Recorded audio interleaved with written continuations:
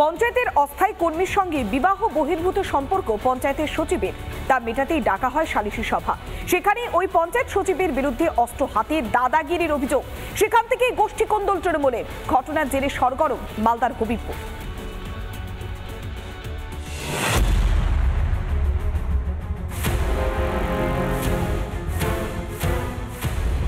মালদায় বিবাহ বহির্ভূত সম্পর্কের জেরে বিবাদ। পঞ্চায়েত দফতরের অস্থায়ী মহিলা কর্মীর সঙ্গে গ্রাম পঞ্চায়েত সচিবের সম্পর্কের অভিযোগ। সেই বিবাদ মেটাতেই তৃণমূল নেতার বাড়িতে বসে সালিশি সভা। গ্রাম পঞ্চায়েতের সচিবের আগ্নেয় অস্ত্র হাতে নিয়ে দাদাগিরি, সিসিটিভিতে সেই ছবি ধরা পড়ল। সেই সালিশি সভাতেই শুরু দুপক্ষের বাগবিতণ্ডা, যা অচিরেই হাতাহাতির আকার নেয়। সালিশি সভা ডাকা তৃণমূল নেতা রাজীব মণ্ডলের বাড়ি এবং গাড়িতে চলে ভাঙচুর। এসে দেখছি যে এখানে প্রচুর লোক, মানে দৌড়াদৌড়ি এটাই দেখেছি লাস্ট, যে এখানে বাড়িতে ঢুকে ডেল মারামারি করেছে, এইটুকুই শুনেছি আমি। যদিও সালিশি সভা ডাকার কথা অস্বীকার করেছেন তৃণমূল নেতা রাজীব মণ্ডল। সেই সঙ্গে তিনি তৃণমূল পঞ্চায়েতের সদস্য পীযূষ মণ্ডলের বিরুদ্ধে হামলার অভিযোগ এনেছেন। পীযূষ মণ্ডলের নেতৃত্বে, উনি টিএমসি দলের বিরোধী দলনেতা, আমাদের অঞ্চলের আবার চেয়ারম্যান পদে আছে। উনার নেতৃত্বে আবার ওনাকে পর থেকে আবার ডাকা হয়, দুষ্কৃতীর দলকেও ডাকলো, ডেকে নিয়ে ও চরমভাবে হামলা করলো। উল্টে রাজীবের বিরুদ্ধে প্রধানের সই জাল করে জমি হাতানোর অভিযোগ তৃণমূল নেতা পীযূষ মণ্ডলের। তার এগেইনস্টে এখনো কমপ্লেনটা চলছে, কোনো বেলও হয়নি। এইটাকে আক্রোশ করে এটাকে ঘুরিয়ে দিয়ে উল্টা আমাদের উপরে এটা দোষারোপ করা হচ্ছে। তৃণমূলের এই গোষ্ঠী কোন্দলকে কটাক্ষ করতে ছাড়েনি বিজেপি। পশ্চিমবঙ্গ জুড়ে তৃণমূল এমন একটা অবস্থা সৃষ্টি করেছে যে কোর্ট কাছারি, পুলিশ, থানা সমস্ত কিছু মূল্যহীন হয়ে গেছে। নিজেদের হাতে আইন তৃণমূল সব জায়গায় তুলে নিয়েছে এবং চারিদিকে এই অবস্থা। আগ্নেয় অস্ত্র নাকি পঞ্চায়েত সচিবের হাতে দেখা যাচ্ছে, এই হচ্ছে যে আইন শৃঙ্খলা এই বাংলাতে নেই, সেটাই কিন্তু প্রমাণ হয়ে যাচ্ছে। মালদা থেকে দীপঙ্কর গোস্বামী, রিপাবলিক বাংলা। বাংলাদেশে অস্থির পরিস্থিতির মাঝেই জলপাইগুড়িতে বিএসএফ এর ক্যাম্প। অস্ত্র প্রদর্শনীর পাশাপাশি দক্ষতা প্রদর্শন করল ডগ স্কোয়াড, যা দেখে রীতিমতো চোখ ছানা পড়া ক্যাম্পে আসা সাধারণ মানুষের।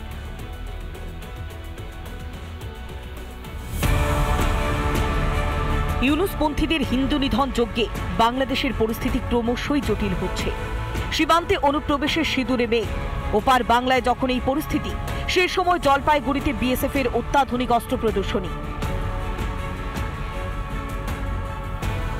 60তম প্রতিষ্ঠা দিবস বিএসএফের, এবং জলপাইগুড়ি যে রানীনগর হেডকোয়ার্টার রয়েছে, সেই হেডকোয়ার্টারের পক্ষ থেকে জলপাইগুড়ি শহরের এপিপিসি ময়দানে তারা একটি প্রদর্শনী ক্যাম্প তৈরি করেছে।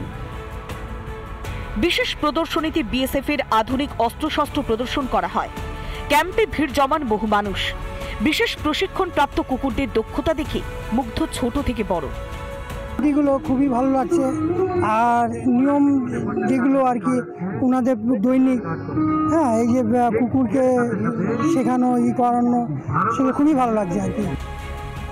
প্রথমবার বিএসএফ ক্যাম্পে এসে চোখ ছানা পড়া এক স্কুল পড়ুয়া। এখানে আলাদা আলাদা রকম থাকে, যে বিএসএফ মধ্যেও যে ডিফারেন্স থাকে। তারপরে কোনো লোক ভাবো কনস্টেবলরা যারা থাকে, কনস্টেবলদের আলাদা কাজ, তারপর যারা হেড আছে তাদের আলাদা কাজ। দেশ মাতাকে রক্ষার জন্য বিএসএফ এর অক্লান্ত পরিশ্রমের কথা ভেবে আবেগ তাড়িত আম জনতা।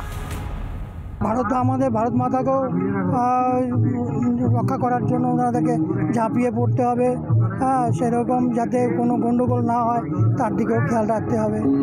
বিএসএফ যে সদা তৎপর, তা কিন্তু পরিষ্কার আজকে সাধারণ মানুষের বক্তব্য। জলপাইগুড়ি থেকে সুবীর এস, রিপাবলিক বাংলা। অভয় ধর্ষণ খুনের 4 মাস পার, এখনো অধরা রয়েছে বিচার। দ্রুত বিচারের দাবিতে অদম্য লড়াইয়ের ডাক দিচ্ছেন চিকিৎসকরা। অন্যদিকে সিবিআই নজরে আরজি করে 900 ঘন্টার সিসিটিভি ফুটেজ। ইতিমধ্যেই ফুটেজ খতিয়ে দেখে আরও তথ্যের সন্ধানে তদন্তকারীরা।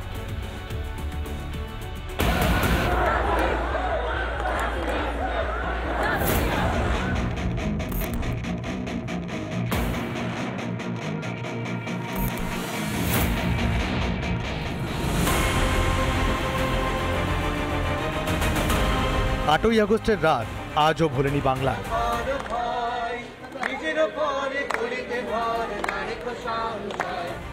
শহরের বুকে স্বনামধন্য আরজিকর হাসপাতালের ভেতরেই ধর্ষণ করে খুন করা হয় কর্তব্যরত জুনিয়র চিকিৎসককে। অভয়াকাণ্ড নাড়া দিয়েছিল গোটা বাংলাকে। বিচার চেয়ে পথে নামে সমাজের সর্বস্তরের মানুষ।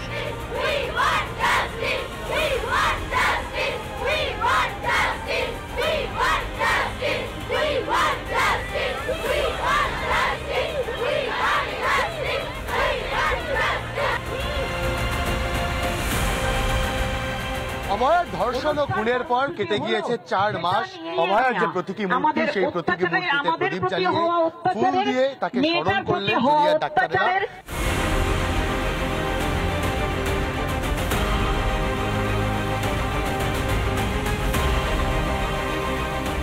দ্রুততার সঙ্গে ন্যায় বিচার চাই। যতদিন না ন্যায় বিচার পাওয়া যাচ্ছে ততদিন অব্দি আন্দোলন চলবে, সাফ বার্তা দিয়ে গেলেন জুনিয়র চিকিৎসকেরা। অভয়ার ধর্ষণ ও খুনে তদন্তে নতুন করে আর কারো নাম সামনে আসে কিনা এখন সেদিকে নজর প্রত্যেকের।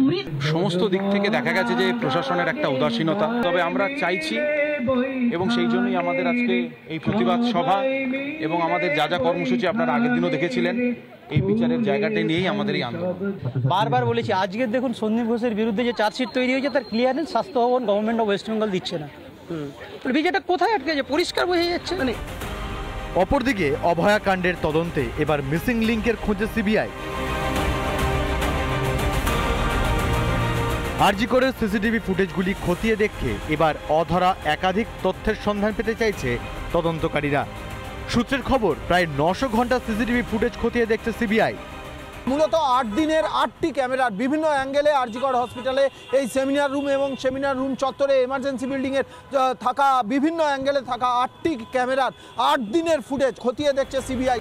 ফুটেজ দেখে ফের আরজিকরের প্রাক্তন অধ্যক্ষ সন্দীপ ঘোষ এবং টালা থানার সাসপেন্ডেড ওসি অভিজিৎ মণ্ডলকে জেরা করতে চায় সিবিআই। পাশাপাশি সন্দীপ অভিজিৎকে সোমবার আরও 4 দিনের পুলিশি হেফাজতের নির্দেশ দিয়েছে আদালত।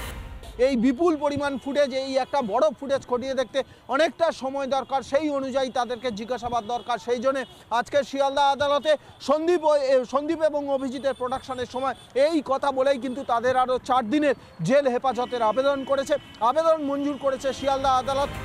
4 মাস পেরিয়ে গেলেও অভয়া এখনো বিচার পাননি। অদম্য লড়াইয়ের প্রতিজ্ঞা নিয়েছেন জুনিয়র চিকিৎসক থেকে অভয়ার মা বাবা। কবে অভয়ার দোষীরা কঠোর শাস্তি পাবে তারই অপেক্ষায় গোটা বঙ্গ। ভাস্কর বসু ও সৈকত পালের রিপোর্ট, রিপাবলিক বাংলা। নানা ধরনের কন্টেন্ট দেখার জন্য লাইক করুন, শেয়ার করুন আমাদের ফেসবুক পেজ, সাবস্ক্রাইব করুন আমাদের ইউটিউব চ্যানেল। পাশাপাশি অন্যান্য ব্রেকিং নিউজের জন্য অবশ্যই চোখ রাখুন রিপাবলিক বাংলায়।